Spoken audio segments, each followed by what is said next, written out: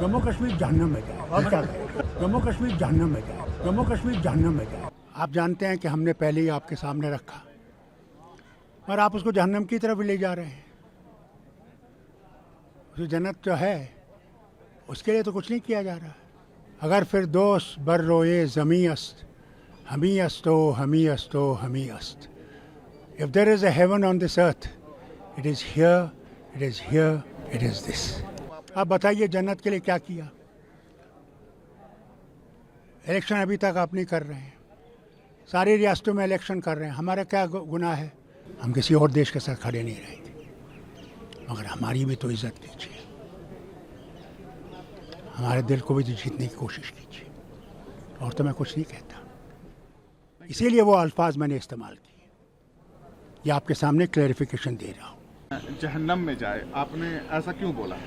देखिए, आप लोग मुझे तंग करते हैं।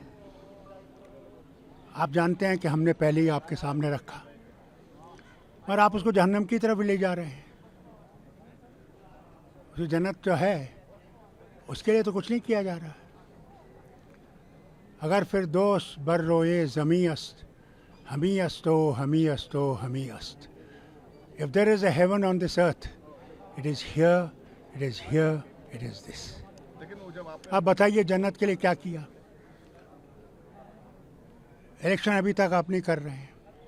सारी रियासतों में इलेक्शन कर रहे हैं। हमारा क्या गुनाह है कि आप हमारे इलेक्शन नहीं कर रहे हैं?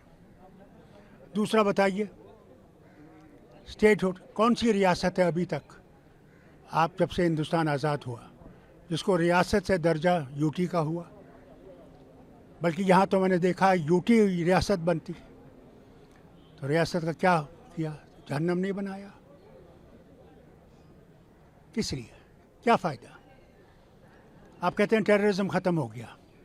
क्या ख़त्म हुआ? क्या आज हमारे फौजी और अफसर नहीं शहीद हो रहे हैं? क्या लोग नहीं मर रहे हैं? आप टूरिज़्म की बात करते हैं। आज तक उन्होंने टूरिज़्म पे हमला नहीं किया, मगर एक टूरिस्ट पे हमला करेंगे, आप देखेंगे टूरिस्ट ज़ीरो हो जाएगा, ज़ीरो हो जाएगा।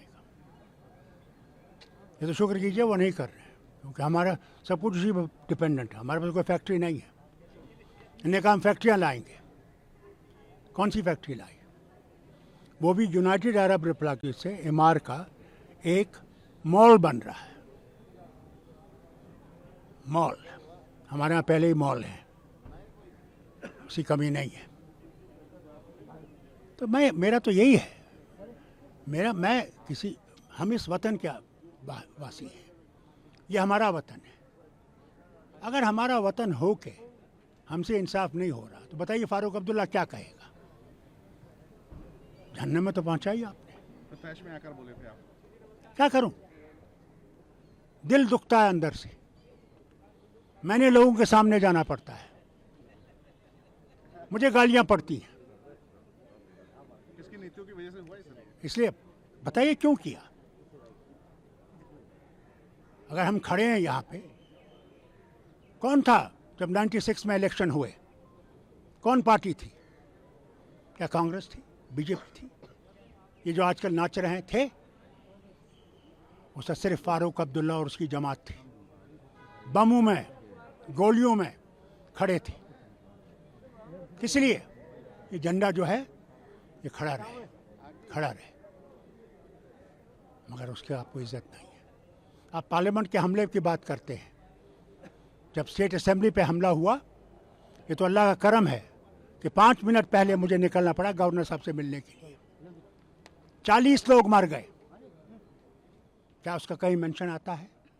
कोई बोलता है? वो ढूंढते थे फारूक कहाँ है, कौन है, कहाँ है फारूक, कहाँ है फारूक? फारूक जानते नहीं थे कहाँ है। सब बाहर से आए थे। बाहर पाकिस्तान? हाँ, और कहाँ से आएंगे?